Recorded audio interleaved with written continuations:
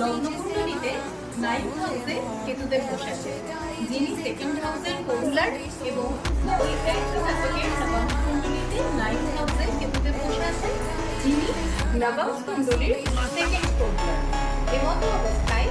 জাতক যদি বাড়ির মধ্যে ম্যানুফ্যাকচারিং ইন্ডাস্ট্রি খোলে এবং যে প্রোডাক্ট তৈরি করবে সেই প্রোডাক্টটি বাচ্চাদের খেলনা, নেটওয়ার্কিং ইন্ডাস্ট্রির কোনো প্রোডাক্ট, কমিউনিকেশন